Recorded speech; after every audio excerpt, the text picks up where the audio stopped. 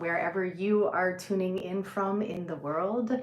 My name is Mel House, and I am the writer, creator, producer, and I play the mom in Hot Angry Mom. Hot Angry Mom is a dark comedy web series slash TV pilot about a people-pleasing New York City mom who discovers that anger is her superpower when a video of her having an epic meltdown becomes a viral sensation. I started doing lives 2 months ago, maybe, in part so we could talk to our audience and keep our channel awake. You might already know about Hot Angry Mom, which is why you're here, or maybe you've just stumbled across me today. So Hot Angry Mom is a channel on YouTube where we as a whole team of like 70 people, humans, went into making this series, this independent TV pilot or web series. And you can now stream it. So you can see either it as micro episodes in 6 parts. And as of yesterday, we released the half-hour pilot online, and we would love for you to subscribe, check it out, give it a like, maybe leave some comments and share it with friends, especially if it speaks to you and you love it. And if you don't, you can just keep on moving. It's great. So I have big news today. This is not going to be a super long live. Usually when I come on, I have a bit of a theme and I welcome folks. I just explain what Hot Angry Mom is. I talk a little bit about what's going on in my life as an artist creator. I am a writer, I am a producer, I'm a filmmaker, I'm an actress, I work in theater, film, and television. I'm a voice coach, I do a little clowning here and there, I do teaching artist work, I do all the things as you do when you are a working artist in the United States. And so I talk a little bit about my life, and then usually I will read an article and maybe comment on it as we go along. And sometimes it's funny, and sometimes it's not so funny. And there's been a lot going on in the world that I felt compelled to talk to, so sometimes I get a little ragey. But today we're not going to talk about an article because I have some news that I'm so excited to share. And I want to thank our audience, our fans, our friends, our families, and all of the incredible artists and creators that I worked with. We found out last week that Hot Angry Mom won 2 Telly Awards. So Telly Awards are for like online media companies and online comedy and different kinds of commercials. It's like the Oscars of this particular format. So we were very grateful to win an award for our online comedy series, and also a People's Telly, where our friends and fans turned up and they voted for us. So why do these things matter? It took me a while because I used to really want, when I was young, to win certain awards. I thought that they would somehow validate, this means that I'm worth something, that my project is worth something, that my talent is more legit somehow. And that's absolutely not true. I hate to say this on this same place where I'm making an announcement and so excited and grateful for the awards. But it's really about marketing. It's about visibility. It's a better word than marketing, although they're intertwined. It's like letting people know that you did a thing and raising awareness about it. So receiving an award is a way to get some recognition, to put some shine on the efforts of the artists who worked on a project, and hopefully then people are kind of interested, so they want to check out what you made. And they will do. And you can watch our pilot for free today by going to Hot Angry Mom, look for the half-hour pilot cut, watch it today, subscribe to our channel, and give us a like. And I'm really interested in being of service to other creators, particularly independent creators. When I started Hot Angry Mom, I was an angry mom, and I felt like I was writing to save my life. The project idea started around 2017, and I started by doing stand-up comedy around New York City as this character who is AKA like just me. It's just me. But I was a people-pleasing person who really felt that anger was destructive and harmful, and I didn't know what to do with my anger. So I just shoved it down and put on a bright smile and took care of everyone else. And there was a real deficit in my ability to pour back into myself, my ability to ask for help, my ability to be supported systemically. As we know, mothers and artists and women give so much free labor away and juggle so many things.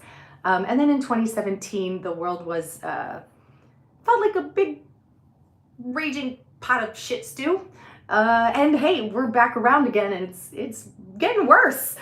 So I had so much to legitimately be angry about, and I needed to learn about anger and my own anger and renegotiate my relationship with anger, because anger is not actually a problem. All of our emotions are literally energy in motion. It's information from our bodies, because our bodies are so intelligent and amazing and wise, and it's information for our systems.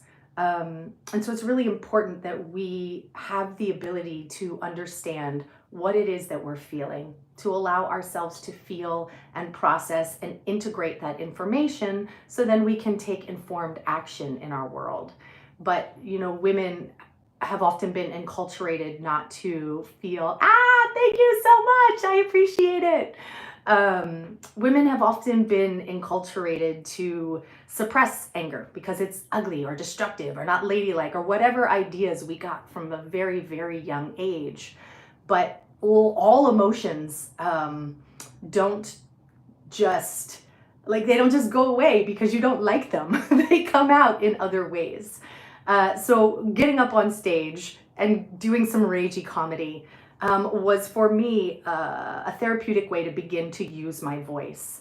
And I also noticed that everywhere I went, no matter what political affiliation or what county community area I was in, people were laughing at my comedy and my stories because people could relate to being angry and feeling invisible and feeling taken for granted and feeling frustrated. And I just sort of realized how potent comedy is to talk about subjects that maybe are taboo or not particularly palatable. I mean, the poster for the series is behind me, and you can see I wrapped it up in pink and put her in some black leather, which I promise was not just a sight gag, although it was also a sight gag, but it's part of the larger story, which you can check out now. You can go watch our entire pilot for free. And or if you have a shorter amount of time, you can watch the short form episodes. There's 6 short form episodes of the series. And again, we're excited because we're celebrating winning some Telly awards. And again, that's helpful for growing our audience. So I did a bunch of stand-up, and something really cool that was a side effect is that my husband was sometimes I was telling stories about our life, my feelings about things going on in the home, and he came to every single stand-up set I did. And I believe it changed something in our relationship because it was like he could hear me in ways that maybe he couldn't hear me if it felt like I was nagging or we were fighting with each other. And suddenly through this lens, things shifted in our house. And I just have to say, he's so amazing now. Our son is grownish. He's 22. He still lives at home, but he's a man. And so the amount of parenting that I'm doing is very different at this stage of our lives. And the amount of housework that he's doing now is amazing. Like, I feel like I get to make art now, and I'm pretty excited about that. But yeah, so we went from stand-up comedy to I took a pitch class at the Gotham, and I began to imagine like a television show or some type of series with this hot, angry mom character. And I went from there to creating a pitch video for Sundance's New Voices Lab. I was a finalist back in 2019. I did not get into the lab, but it was so exciting because I was already an actor, but I'd never written a narrative series. And I will say that the things going on in my career at that point, as I was approaching 40, were really disheartening. I was working really hard, and I'd had a different idea about what being an actress at 40 in New York City would look like, would feel like financially. Whatever metrics of success I had invented for myself I wasn't hitting those bits. And the world was a bit of a trash fire, and my family situation was like just intense. There was a lot going on. So by writing this series, I feel like I gave space to think about my own anger, and I gave myself permission to use my voice. And I gave myself permission as a woman, as a mother, to have my own dream and to dare to take up space with it and ask other people to join me. And so I don't have a lot of money. I'm a working class artist. But I went on a journey to write the half-hour pilot and write a web series version of it with the idea that we would distribute it ourselves rather than waiting for somebody to come along and give me a big pile of money or for someone to pick me and put me in a thing. I said, I'm gonna write my own story, the role that I want to play, inspired by my real life family and my own rage journey. And I'm gonna make this dark comedy, and I'm gonna tell a story about the day after Christine Blasey Ford testified before the Senate Judiciary Committee about being sexually assaulted by Brett Kavanaugh. I know so many women in my life were just so full of rage on that day. And I imagined, what if I actually said the things I wanted to say? What if I just totally lost my shit after working multiple jobs and coming home to make dinner and helping my son with his homework? And I had one thing that I want to be doing, right, for my career, for my self-actualization, but it has no space. So mom's like hiding in the bathroom because it's the only space she has, trying to work on this little thing for herself. And her son interrupts her. He's actually messing with her because he thinks it's funny, and he's gonna videotape her, and she's gonna like lose her stuff and explode. But she really explodes. And he films it and he puts it on the internet because he thinks it's funny. And it goes viral on a day when she has a sort of career-changing opportunity. And we're looking at like theater inside of film. If you're a theater nerd, there's a bunch of really fun jokes. References. The costume will totally make sense what's going on.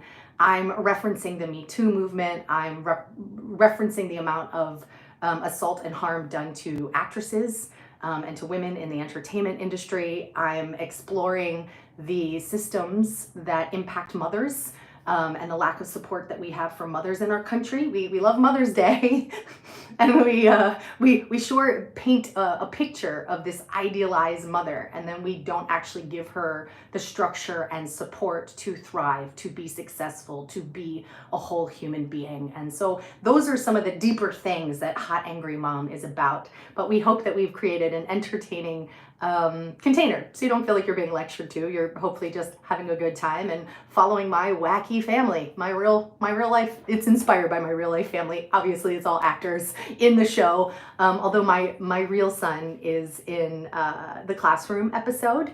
He has a really good, fun reaction shot. And so I greenlit myself.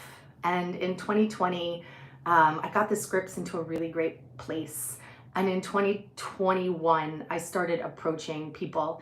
A young producer called Monica Arsenault was one of the first people to say, yes, I love your script. I love what you're doing. How can I help? And then I approached different directors and sort of interviewed some people to see who would be aligned.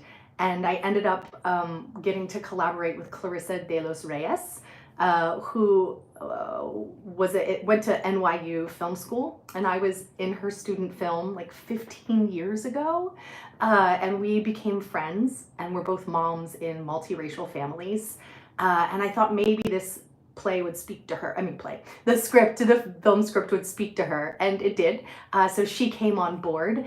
And then as an actor in New York City, I know so many amazing, dope actors. And the truth is, we all want to work all the time, particularly if the script is really good, even if the budget is not amazing. We want to be engaged creatively and doing things that we're passionate about. So it's really easy for me to cast. All of those stars pretty much I knew, I'm friends with, or I'm in a theater company with them, and they all came on board, with the exception of maybe Eric Ruffin, who plays Z, who plays my son in the series. And one of my favorite stories about this is that several years before I had even made Hot Angry Mom, I had gone to an Alamo Draft House, and whatever I was supposed to see, it was a date night with my husband, was sold out. And maybe it was Valentine's Day, and there was this vampire movie, and we were like, cool, let's go see that. And it's an unexpected vampire movie because it doesn't feel like nobody's flying around. And you're like, is that a character actually a vampire? We're like, we don't know. But I remember there was this young actor and I just loved him. And I was like, gosh, he's so good.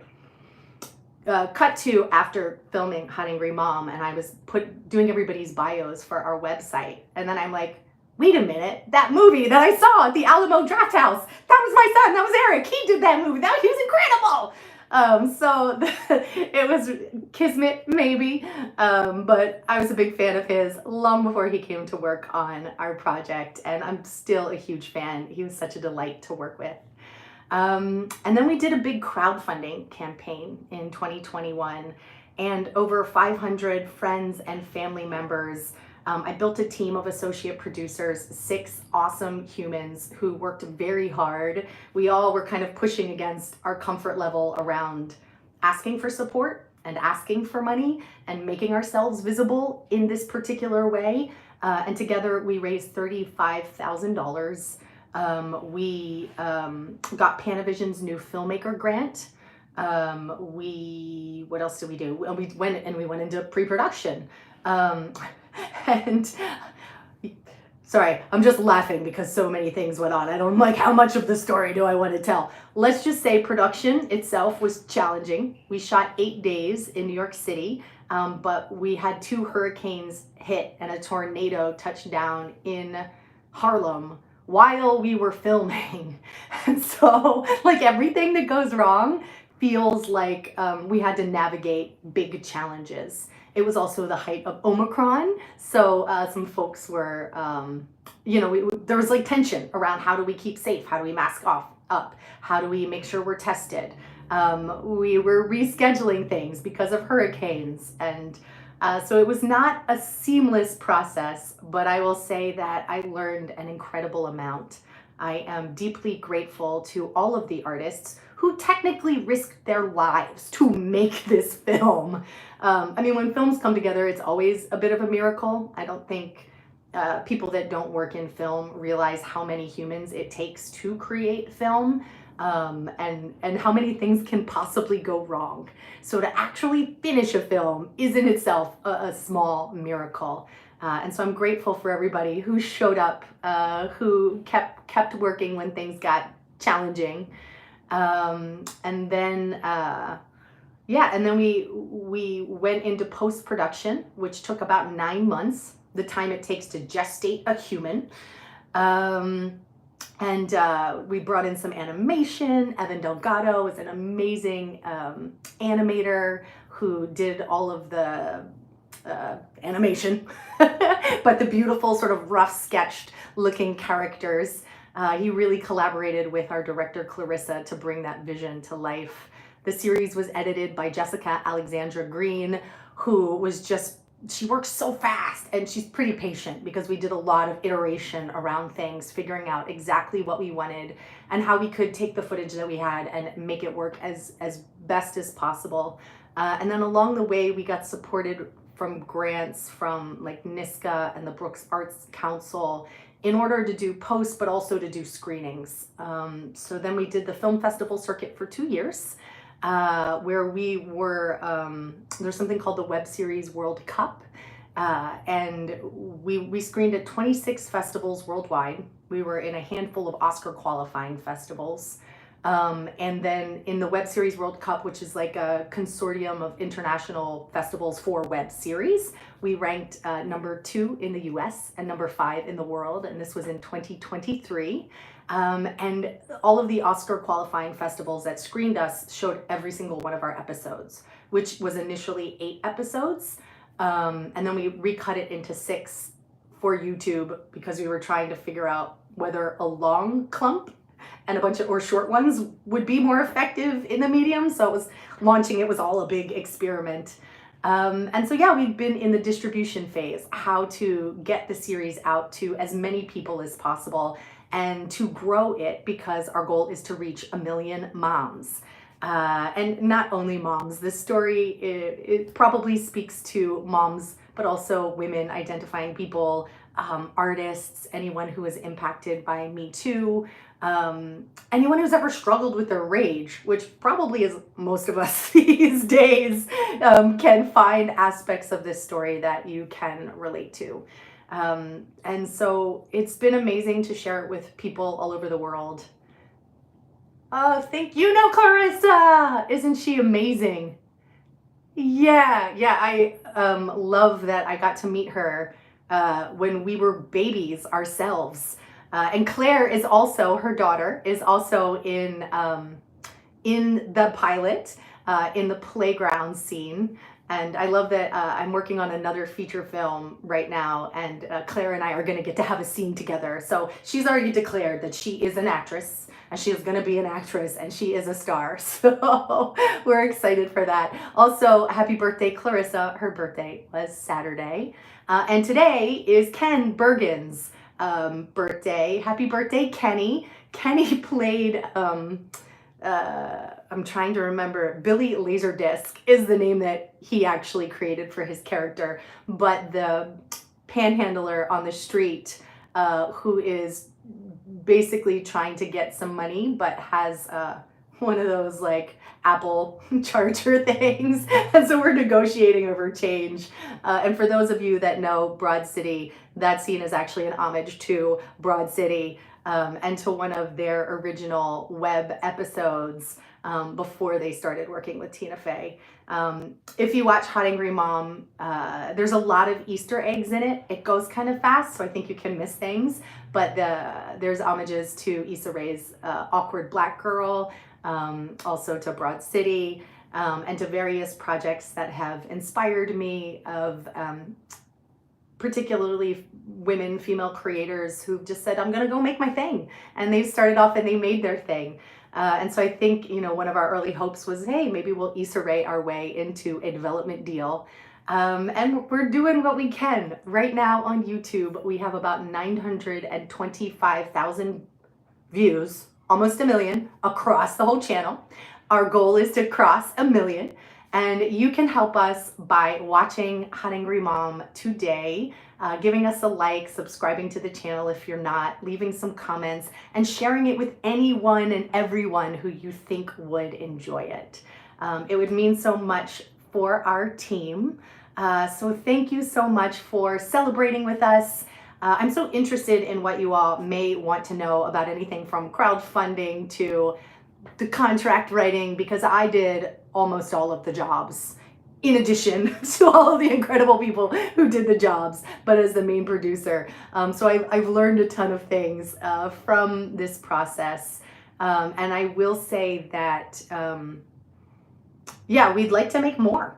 I don't want to do crowdfunding again, but we'd like to make more, and we would be interested in partnering with production companies who would either like to make short form episodes or longer form episodes. We do have more of the script written, and we have a lot of ideas. The next episode is actually, I love it even more than what we started with.